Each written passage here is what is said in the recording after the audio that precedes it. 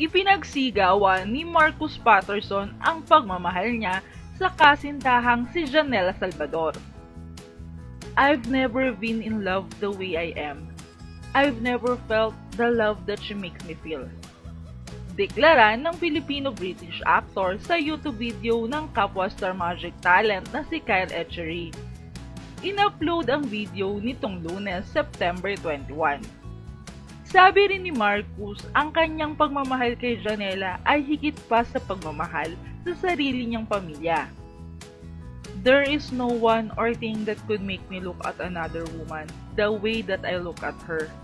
Like, it's not even fair to my family how much I'm in love with this woman because I would put her above anything else.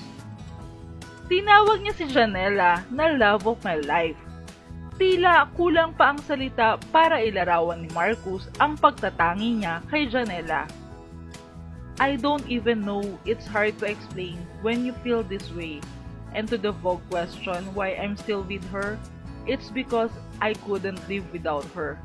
That's as simple as it is.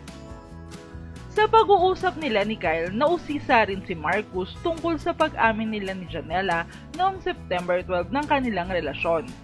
Kinumpirma ito ng dalawa sa pamamagitan ng Instagram post na ilang oras lamang ang pagitan. Inamin din ni Marcus na 1 taon at 8 buwan na silang magkarelasyon ni Janela. Paliwanag ni Marcus tungkol sa pag-amin nila, "Cause for some reason, we were getting a huge surge of bashing on Twitter and Instagram." Ayon kay Marcus, ang matinding batikos na natanggap nila ay mula sa avid fans ng love team na Janela Salvador, Joshua Garcia. Nagtambal sina Janela at Joshua sa ABS-CBN primetime series na The Killer Bride noong 2019. Paglilinaw ni Marcus, mahal niya si Joshua na isa ring Star Magic talent at nauunawaan niya ang love team ng aktor kay Janela. Ito nga raw ang dahilan kaya inabot ng 1 taon at 8 buwan bago aminin ni Marcus at Janela ang kanilang relasyon. Hindi rin daw siya batang paslit para hindi maintindihan na kailangang magtagumpay ang isang love team. Ayon pa kay Marcus, bago pa man nabuo ang tambalan ni Janela at Joshua ay magkarelasyon na sila ni Janela.